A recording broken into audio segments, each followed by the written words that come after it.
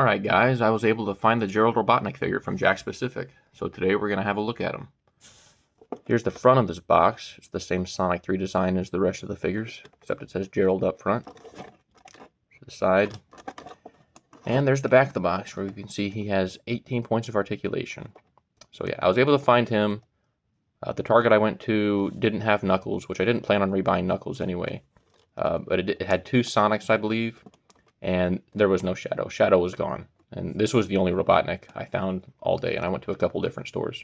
He is kind of hard to find right now, but I'm hoping that distribution gets a little better. I'm going to get him out of this box, and then we'll have a better look at the figure. Alright guys, here he is out of the box, and he looks pretty good. He's not bad.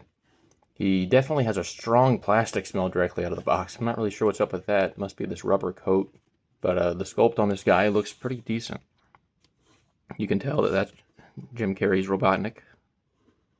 There on his head. He's got his big old eyebrows sculpted. He's got his big mustache sculpted. My figure specifically has this little spot on the chin. I'm not sure what that's from.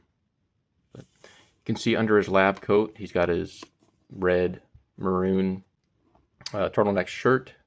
The lab coat that goes down to his thigh like it should.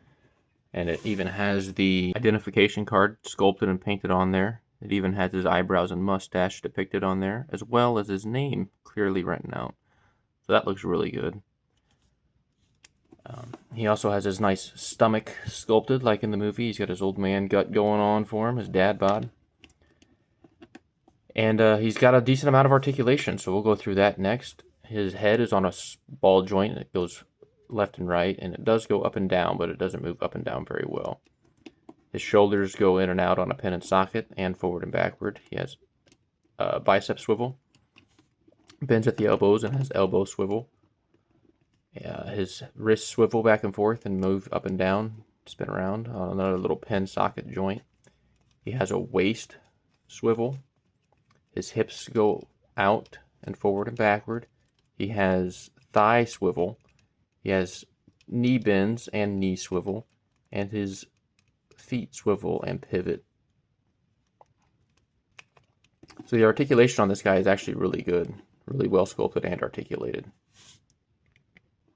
As far as detail goes, he looks really good. He doesn't have a paint wash or anything, but the detail that is there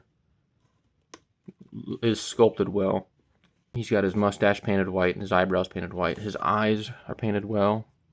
You can actually see he's got his brown eyes in there with his little sparkle painted on, and his eyelashes are even painted up top. And it's hard to show because of the mustache, but he's got a lot of wrinkles and whatnot. He looks good. This wrist over here has his watch on it. Nice little detail, painted silver. Like seeing that. And then the bottom of the shoes are detailed and painted separately from the top of the shoes. This is a really good figure for $15. Especially considering the prices of Marvel Legends, how they just keep going up. This figure is really good. The one thing that I do notice about this figure that I don't like is that his lab coat is closed. I'm not sure why. I don't remember his lab coat ever being shut in the movie. He usually had it just open. But for whatever reason they did it, it does still look nice. They have some buttons sculpted on there, and they're painted them. So he's a really good looking figure. Here to compare him, I do have my custom Gerald Robotnik. Obviously, I think the Jakks Pacific Robotnik looks way better. The face sculpt looks better. But I will say, for my figure, I like that the jacket's open, because I can see I sculpted his belt on there. He's got his overalls. Well, not his overalls, but his suspenders and whatnot. And that is an aspect of my figure that I do like. This was a fun little project to get me back into customizing. And then with that out of the way, we'll compare him to Jim Carrey's other role in Sonic 3. The reason why this one's in a box for the comparison is because my open one I actually have torn apart right now for a custom video. I'm making that custom video for the battle-damaged Ivo from Sonic 3. So that's coming. Still working on that. Sorry it's taken longer than I would have liked, but it is in the works, I promise. But that's what these two look like next to each other. They look really good next to each other, actually.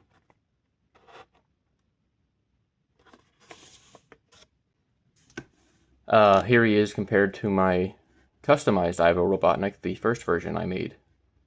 So there's that size comparison. It looks like Gerald actually is taller, which is nice. I'm pretty sure he was taller in the movie. I know they were both played by Jim Carrey, but I'm pretty sure they shot the film to make him look taller. I'm not sure. I probably need to rewatch it before saying that, but that is what this would be the accurate height for that figure out of the box. It's just I've added a little bit to him. And here he is next to the two shadows in the line. Obviously the 5-inch shadow is too big, and the 2.5-inch shadow is too small. But,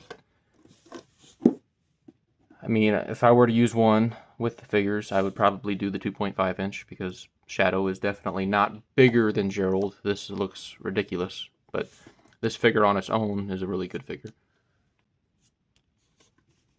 Yeah, it's the line's coming together. Obviously, again, this is a custom. This is not the official figure.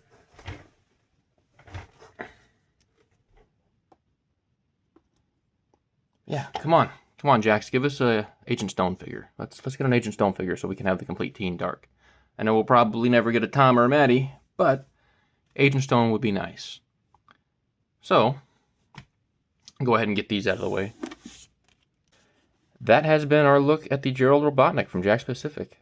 Actually a really cool figure. I'm kind of surprised that they went for this basic lab coat design instead of the tech suit from the end of the movie. That would have been a nice figure as well. But, I mean, who knows? Maybe it's down the line. I don't know how many waves the Sonic 3 set is going to get. I would assume this is probably the only Gerald they're going to give us. I think there's a 2.5-inch Gerald and a 4-pack, or a 5-pack, I'm not sure. But, as far as the 5-inch line, this is probably all we're going to get. But it is a good figure nonetheless. I do really like this figure. It's a nice update for my custom. So, he's on the shelves, guys. Try to get out there and get him. He's a good figure. I'd recommend buying him. $15 isn't too bad considering, well, considering a figure like this costs $25, if you can even find them at the store. So, this is a Marvel Legends. So yeah, go ahead and try to find Gerald if you want him. He's a good figure. I guess I'll give this figure a rating. That's what most reviewers seem to do. So, go ahead and give Gerald an 8 out of 10. Yeah. The only thing that could have been better is, like I said, if the lab coat had an open sculpt instead of this closed one, if he had a paint wash, and if he was in better scale with the other figures. But the figure on its own is a really decent figure. Like I said, 8 out of 10.